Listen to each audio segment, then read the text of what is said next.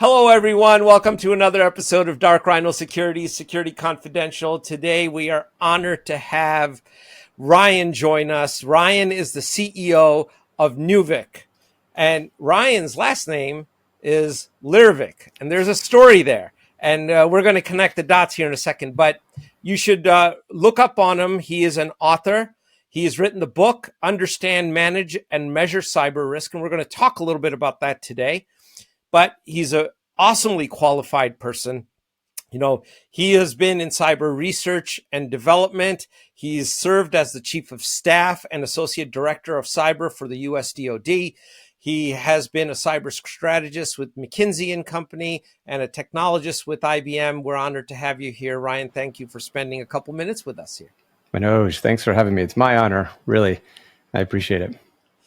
Yeah. So for our audience, you know, your company's name is Neuvik and your last name is Lirvik. Coincidence? There's a limerick in there somewhere. Connect the dots for us, please. I'm sure this is a great origin story. Oh, sure. Yeah, happy to. And it's funny, it kind of maybe goes back a little bit to sort of what you're reading from the bio there. So back when I was at the DoD, we were doing offensive cyber warfare, right? And so I was also trained in incident response. And I got discussions from some clients or soon to be clients about, hey, can you help sort of frame out some incident response stuff? This is way back like 20 years ago. So I needed a name, right, for an organization to sort of spin up.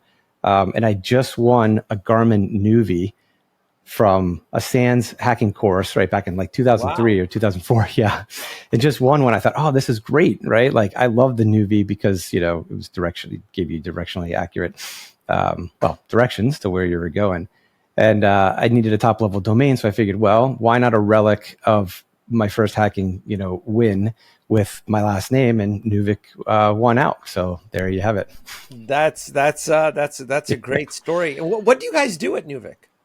So we do three things, right? So what we think are sort of the cornerstones of service, right? We're a pure play cybersecurity services company. What does that mean is we provide sort of the white glove service on red teaming. So that's our sort of advanced assessments. So we'll do anything from like very, very advanced sort of pen testing to actual red team emulations inside the environment to find vulnerabilities, to training. So we run a training division that teaches individuals in, say SDLC, trying to shift left in security, right? And then of course, the third piece is risk management, because that's where it all sits, right? We get able to communicate this to executives and managers to understand what's the actual risk of the vulnerabilities we find, or what's the actual risk of, that we're reducing through the training of SDLC. So we do those three things from a services standpoint. That's fantastic. And I got to take it that business is probably doing very good given the current environment. Yeah, it's one of those businesses you kind of want to work yourself out of, but given the business environment, yes, absolutely. There's a significant amount. I mean, in our world, Manoj, it's interesting. We just keep seeing, sort of imperfect technology layered on imperfect technology, and us expecting it to interoperate perfectly, right? And it doesn't work that way. So we have to, us and other services organizations come in and say, all right, here's where the holes are, right? Here's why they're important. Here's how to fix them. Now fix them so that you don't have some sort of material impact, from the risk management side on your business. There is a lot to unpack in that last statement that you just made. And it's true. I think often, almost 99.999% of the time, if I'm at a social event and someone out of the cybersecurity who's not in the world comes up and talks to me, they're thinking cybersecurity, black hoodie, back room, high tech. People that are just coding or hacking or it's the typical stereotype in the layperson's mind. But it's really not. I mean, a good chunk of this problem is not a tech problem. It's a human behavioral issue. It's a business problem in many respects, right? Yeah, 100%, Manoj. In fact, I would say it starts with the business decision of getting into information technology. Like that's where the problem begins, right? And then the decision on whether or not to layer in significant, investment or priority of security, which is to say, we know where this IT is, information technology is connected to, what it's doing, how it's working the way we expect it to work, right? That's where the problem actually begins, right? Versus the opposite of that is chasing the shiny object and buying cool things and just asking your IT folks to plug them into the network without really understanding sort of how they interoperate, right? Which just creates massive amounts of holes. Well, could potentially It create. can, yeah. Yeah. But why is it so prevalent then that exactly what you said in the latter piece of this is exactly what's happening? Everyone is out there looking for the next gadget. As soon as the next buzzword comes up, XDR, zero trust, ZTNA, whatever the heck it is, and I'm sure there's more. God knows how many acronyms. We have more than the U.S. military, but everybody goes to that. But how about why not look at process, people, what's worth protecting first, and then kind of work backwards as to what really needs to be layered in? It's way too You were at logical. McKinsey. I was never that smart. So what's the story? Oh, don't conflate me being there and being smart by any stretch. Just sometimes we get lucky in our careers, right? So, look, it's interesting because businesses are all organized differently, right? They're organized to be in business for something, right? Or let's just say even organizations are organized differently. It might not be in business. You might be a government entity or just providing a service, not for profit. So maybe, not quite a business per se, or for profit business, but in business. And the organization side of it isn't always thought through right off the bat, right? Sometimes it's more about trying to do whatever it is we're trying to do without thinking through the underlying information technology pieces that we may need, right? How they're actually going to interoperate. And oh, by the way, what's really important to protect that's critical to the business or the organization, so that we need to be mindful of putting proper controls around there. And you laid it out nicely, because there's that systems, I can tell you're an engineer, right? That systems thinking behind what you just laid out isn't always there when business decisions are made. And sometimes they're made without understanding, in our case, impact to what critical systems may create some sort of material impact to the business, right? But you can tell that systems thinking that you just laid out not always is there. And so the argument is, it starts with the business process, the business decision of purchasing some tool or capability that may or may not fit in the ecosystem that we currently have. Is there anything in your experience that would guide a newbie CXO, right, in getting their arms around the world of cyber without getting mired in technology, which is what their IT or CISO is going to do to them? What can they do to actually get a baseline understanding of what they're dealing with here? Yeah, that's a great question. So, I like breaking it down into the classic threes, right? First, understand what problem it is you're actually solving for, right? 2, get that problem under management. And then 3, we all love measures, right? Get some sort of measure, like a performance measure or a risk measure, if you will, that measures that performance. And that's the systems thinking, Manoj, that you laid out, that in a security point of view, if you're just getting started, right, can be wickedly helpful. Because look, in a world where we have multiple layers from a CXO perspective, right? We have multiple layers of individuals who have some sort of either say in what you're doing, demand on what you're doing, or expectation, or some combination of the three. Sure. You've got the executive team above you that you have to report to on what may or may not be a well-defined definition of hey, what's our cyber risk, right? You got your peers, right, at the executive level to say, hey, I need to invite the legal team in, right, or the procurement team, which may or may not be in legal, right, and maybe the IT side isn't necessarily in the CXO side, right? So you got to bring in the risk team or the technologist side or the IT side. So you got to work across all your peers, and then you got to lead teams to success, and that's the management side all at once. So. For me, as these patterns start to unfold themselves in all organizations, to me, the 3 pieces really are: understand what the problem is you're actually solving for from a cyber standpoint, right? And that's, have a clear definition of risk, if you will, right? define that in a way that defines sort of material impact. This sounds all easy as we're going through it, right? But Oh, yeah. these are the fundamentals, right? And then have that under management, like choose a way of managing that covers, what you're actually trying to manage, and then have performance measures that actually speak to your ability to manage that. Those are sort of the three things it seems like are the fundamental pieces. And if you take care of those and have that sort of through line through everything, it has this interesting impact intended impact to get focused on what problem it is we're solving for, so that when these things get thrown at you, you at least have a place to put them over time. So one of the things that, and I'm going to speak just for my personal self here, that I have seen, at least historically in this industry, is that companies, believe it or not, Ryan, have a very difficult time when it comes to the risk conversation, first defining what is it that they're protecting. And I Yes. kid you not, and I'll give our Yeah. listeners a little bit more color on this, so I'm not going to leave everybody hanging. It's like, because people will be like, what the hell do you mean? You don't know what the hell you're guarding. So um, I've used this example on the air a couple times without naming the company, but there's a major motion picture house that absolutely, I will not mention it, but I guarantee you that whoever's listening to this has definitely seen movies from them. 1,000%. It's impossible they did not. Now, they don't have a CISO. They have CISOs, multiple CISOs across different groups. Now, if you know something about movie production, it is a layered process that goes from team to team. There's a team doing the shoot, a team doing the editing, and then there's people compiling and putting it all together.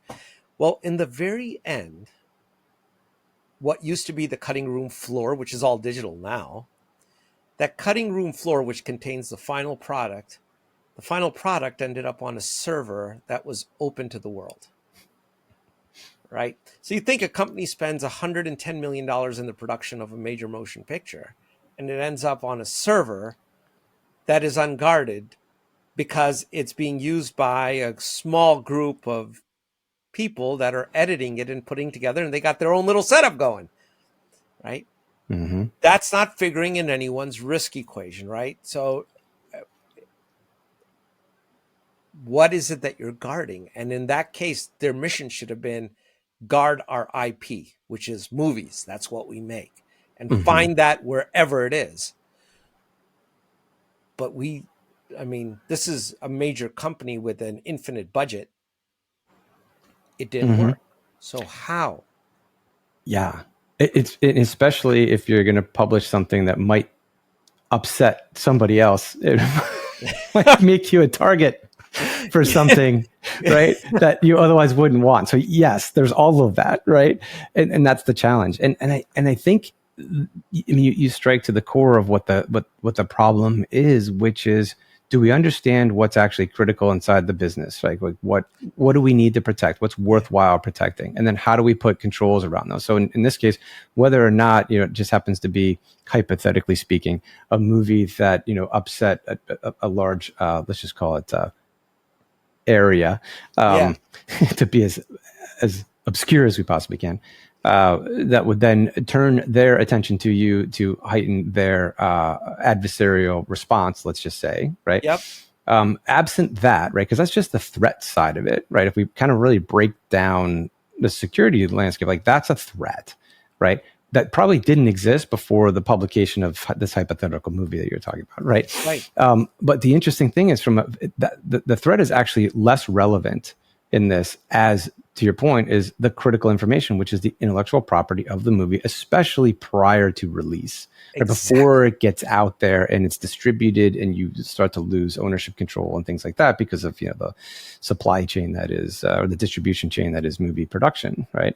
The issue here is, do we know what's important? And if released prior, if let's take the CIA, right? If the confidentiality of it, the integrity, the availability of said item, Yep. right, is disturbed in any way prior to us not owning that timeline, what's the material impact, to the business itself? And without understanding that up front, you don't know what problem you're solving for, right? And two, what controls to put in place. And like you say, like, the production server with access to the final product, right, may or may not have solved the problem. We're not going to get into that piece of it, but at least you know what's important, right? And that's where I think, Manoj, to your point, like this is where we start to lose the essence of why we're actually in that, why we're even having the cybersecurity discussion in the first place, right? It's, we there's all this, there used to be, it still is, but back in the, 10 years or more, it was all about FUD, right? Fear, uncertainty, and doubt. It's like, oh my gosh, like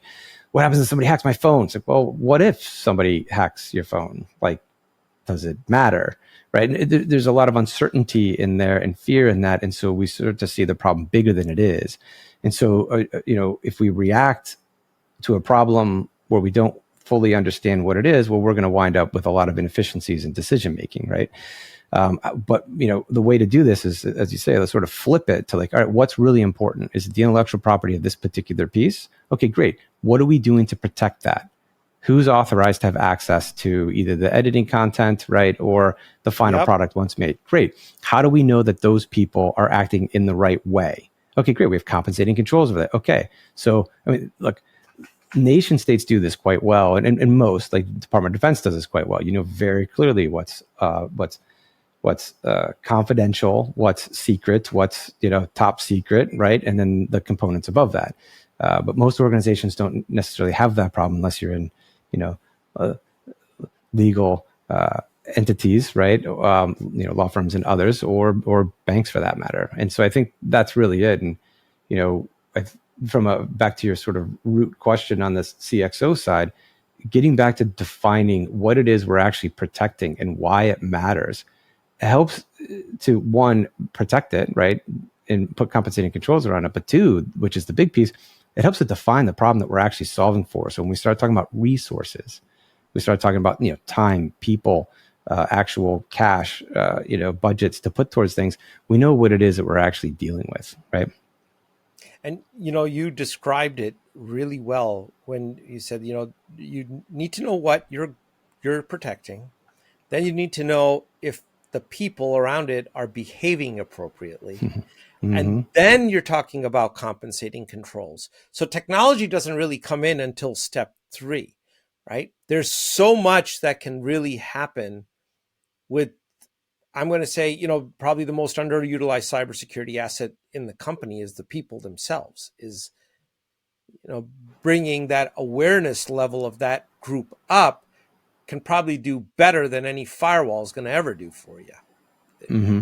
Not saying firewalls aren't important, guys. I'm not beating on those. It just came out, but it's really about if you can affect the human behavior with an A, then you can effect cybersecurity risk in a positive fashion. Hands down, Manoj. And here's a perfect example of how. Remember, we probably shouldn't say, when the defenses are so high, right, and there's a critical asset somewhere that somebody wants, they're going to impact the individual.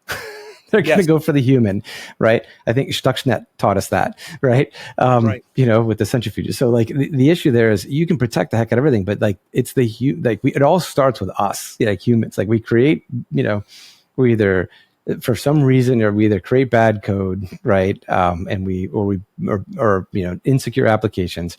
We push them into some cloud instance somewhere, which is even more insecure depending on who actually architects it and pushes it out, right? And then we expect it all to work perfectly without saying, hey, what's actually critical in here? Like who's the person that actually does this, and did they have the right training? Do they actually know what they're doing? Because a lot of these times it's just a simple mistake.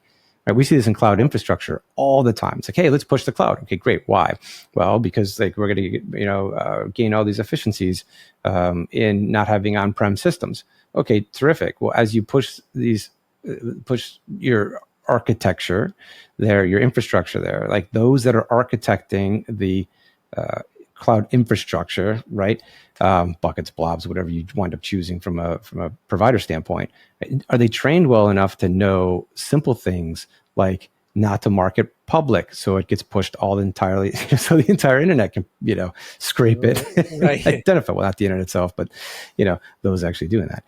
But on the other side of it, it's like, do they know what the sensitivity of the data is and what protections do you have in place? And it's just like bringing it down to that core set of like, this is what's important and what's not, is the start of the conversation. And look, the reality here is like, it's hard right? Let me say this another way.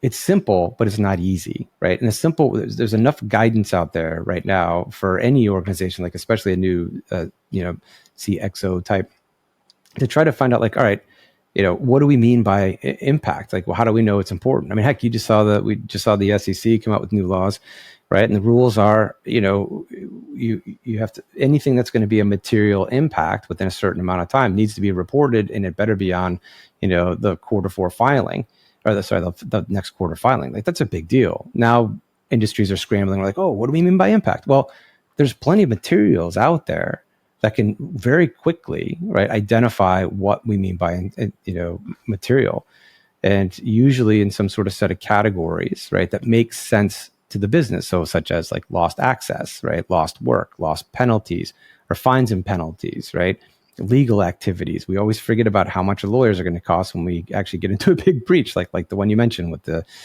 entertainment company, right?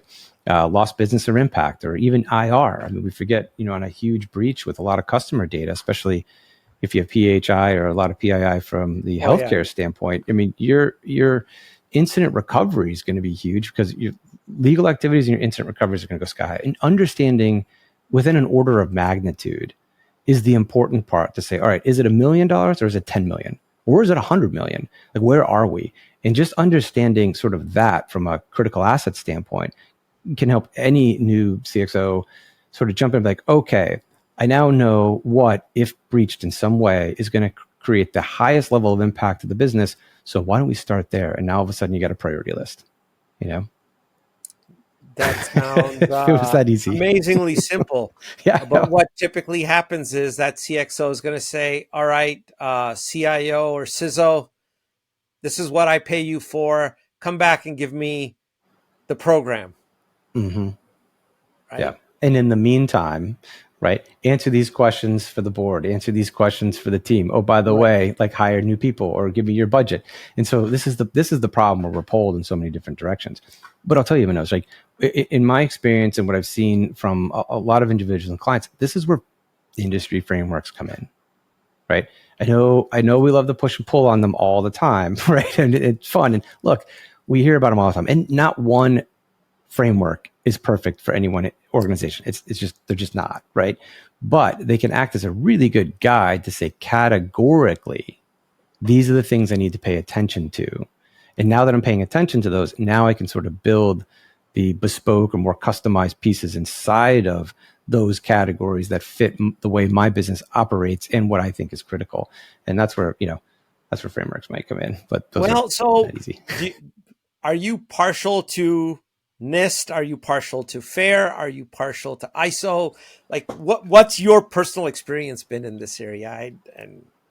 What's the difference between these frameworks? Here's where we get the Rotten Tomatoes score, right? Like, how many people are going to throw tomatoes at the screen? All right, so here's where I stand professionally. We do a lot of work in North America, right?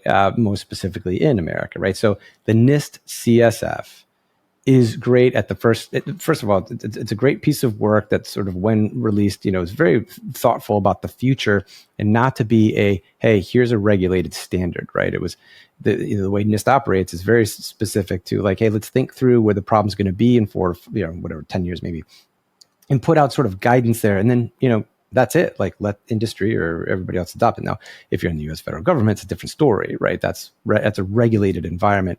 Well, you can actually set the standards there. But in the private sector, right, in the commercial sector, even more specifically, like in the U.S., you don't really have the regulatory bodies forcing a type of framework, right? So I like the NIST CSF from the first three category, or the first three levels, right, which is first, right now 5, soon to be 6, foundational categories, right? Because they push what we should be thinking about, right? Identify what the issue is, identify what's most critical, protect that, detect any weird things that might be happening, right, on what your protections are. Oh, and by the way, like, when those break down, because they will, right, be able to respond and be able to recover, right? And it forces you into that categorical thinking to be like, okay, do I have things covered in that way? So I see it that way. Now it's not as strong on the control side, right? Where like an ISO 27001 might be, right? Largely because that's where NIST, the authors have mentioned, like, they don't mean to go that deep because they're not forcing individuals into those controls. So, I think from a North American, or at least a U.S. standpoint, right, then the CSF is a great starting point to just get your brain wrapped around like what the problem really looks like. So no, that's great. Great answer. I mean, these are practical things because oftentimes, and I'll pick on FAIR for just a second. When you look at FAIR consulting, it's not cheap. Mm-mm. So if you're GE, you probably have a group inside your company that can do this. But if you are, a small business with 200 employees, for you to afford that kind of an exercise might have practical limitations to it. So Mm-hmm. the NIST, if you follow the guidelines and the framework, there's a lot of things you could do in house if you walk through it. Now Exactly. you actually wrote the book on this. Understand, manage, and measure cyber risk. Tell us a little bit about that. Does the book act as a guide on how to go through a proper assessment? It can, yes.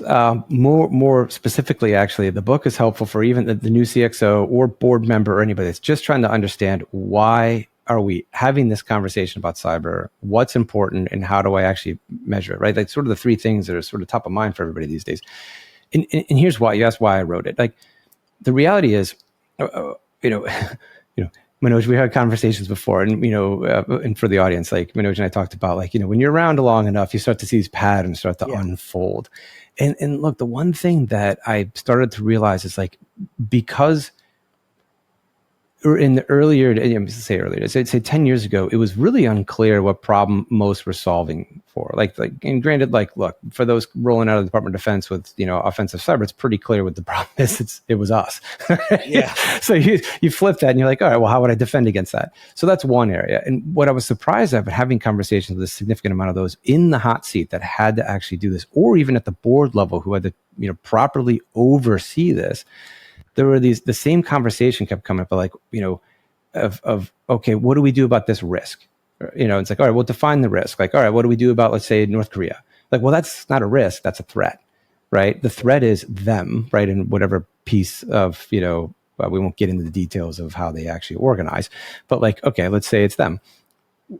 What vulnerabilities do you have in your organization that they could take advantage of, given these type of TTPs, that would lead to something critical that would then have material impact on the business? So North Korea is not a risk. North Korea is a threat, right? Log4j, we just went through it, right? Well, a little while ago, right? So what's the risk of Log4j? Well, what's the risk of what? That's a vulnerability. Now it's huge. It is wildly difficult to do, one, identify where it is in the supply chain, and identify where it is in your environment, right? And try to figure out what to do. It's a huge problem. But in and of itself, it's not a risk until it's applied to material impact to the business. And I started to realize, like, this isn't really well understood. So I kind of look around for, as I'm sort of helping organizations do this, looking for a guideline to say, Manoj, like, hey, read this. This seems to do it. Now, the CISO handbook's really good on one of them, but I couldn't find something that's really spelled it out. So if you're a board member, you're in a CXO shop, right? You're a manager, and you're just an individual trying to figure this out. There wasn't something out there that said, here's what the problem is. Here's a handful of ways to solve it, right? And here's ways if you're solving it well. So I literally wrote this down and was having conversations with us and figured, all right, well, might as well just publish it. And so just put it out there as a book. And so it's a guide, to help answer any part of that problem that you're trying to solve for in a practical way, right? You should have tried to get it under the For Dummies title, because, not saying that doesn't imply anything about you, but it's such a foundational topic. And those books have been so good at addressing foundational things that if you're going to, that's a really valid point. In sort of so a new version just came out a handful of days ago, actually.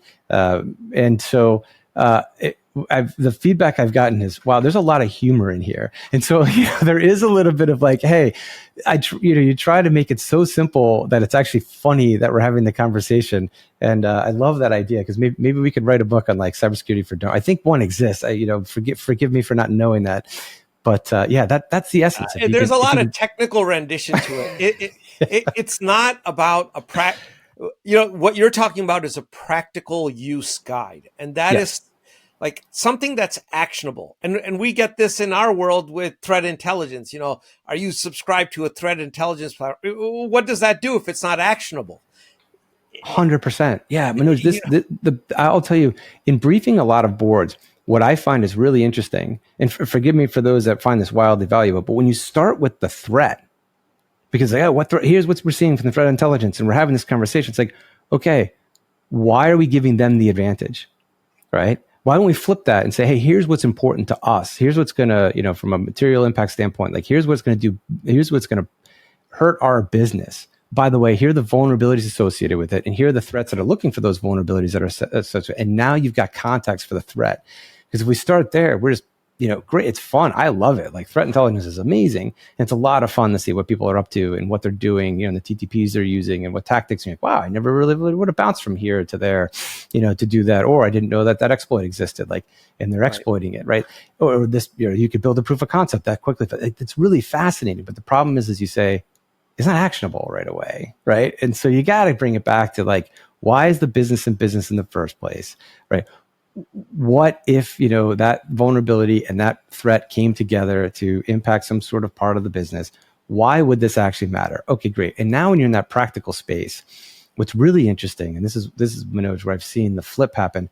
Now when those, conversations about newsworthy pieces show up, now you have context for it. Like, oh yeah, that's really interesting. Well, this is what happened to a peer, right? Or a competitor in this space, and but we're not running on those systems. We don't have those vulnerabilities. So fortunately for that particular threat, it's a low priority for us, because we don't see it impacting us. That should be part of your baselining before you start any kind of a program. In fact, what you're describing, if I was to paraphrase this another way for the audience, is would it be good to go to MITRE ATT&CK, like first go to and understand in your industry what kinds of breaches have taken place, go to the MITRE ATT&CK framework, look at what TTPs are being used to execute that, then look at who the major players are that are actually using those TTPs, right? So now you know who's actually likely, because risk is likely, right? It's the probability and magnitude of loss. So, right. So if you know who's likely to come after you, now you go look for those vulnerabilities and see, can you eliminate the likely? So you make it hard enough where people are like, there's other fish to go fry right now. We'll come back to these guys later. And that's the essence of cybersecurity writ large, right there. It's, can we spend just enough spend enough resources and time, right? Just enough resources. So time, energy, people, right? Money, just enough so that the attacker goes away, right? Slightly more than what the attacker is willing to put in. If we could do this, right? And then at that point, you're doing okay. Yeah, at that point you won to live another day. And, that's right. Exactly. And the story keeps changing, but foundationally, that's not a bad approach, because we can't guard against 100% of everything. It's just not. And you reach a point of diminishing returns as well at some point where it's like, well, I mean, like you said, this isn't even a vulnerability here. Why are we putting in compensating controls for it? That's right. So, yeah. And Manoj, we see a lot of this with measures, right? Measures have been an issue for a while. Like, do we have the right measures? And we see operational measures, that aren't actionable or informative, which just sort of, aren't really helpful to have a conversation with, but they're certainly fun, right? To ones that are actionable and are informative. But here's the unintended issue with spending a lot of time on getting the perfect, measure down with the right amount. Chances are pretty good, like you say, when that risk is actually realized, it's not going to be anywhere. It's not going to hit that exact number you're hitting with your risk assessment. It's just not, because there are going to be things that you don't know have, had dependencies on whatever the actual, breach or incident was, that's going to either drive up or drive down costs that you either did or did not assume. So the trick with measures is put in just enough time, right? You should invest just enough time in identifying the right measures that give you the right, indicators of risk holistically for the environment, that then allow you to spend more time mitigating those risks. If we spend too much time figuring out to the perfect, point of how much, we'll never have it. Yeah, it won't even be true when the risk actually is realized in the first place, right? It's like, it's a fun exercise. Don't get me wrong. Insurance companies love it, and it's actually a ton of fun for quants. But in the reality of cyberspace, maybe those resources could be applied mitigating it versus, and then once you strike a balance of like, we've got all these people mitigating the issue, so let's really get down to like what the perfect answer is. Okay, great. That's a resource allocation decision. So, your organization, and you have been involved with red teaming and threat hunting and doing that at a world-class level. So I want to take a little bit of a different tact here and ask you the question of, what about leveraging vulnerabilities for offensive purposes? So let me give you an example. So if we know that in whatever industry we're in, this is a traditional approach threat vector, and it gets exploited, and there's a vulnerability that comes up over, why not you leverage that vulnerability to give the bad guys a whole bunch of shitty information, and screw with them a little bit, So now, you did steal data, didn't you? Yeah. You're going to sell it? Please sell it, because the people buying it are going to be kind of pissed because they got a whole bunch of crap from you, right? Yeah. So turning the tables into, and we could open the whole conversation on offensive capabilities here then, in a way. Does anybody do that? Have you seen? Well, let's say it this way. I'm going to break it down this way. First, not a lawyer.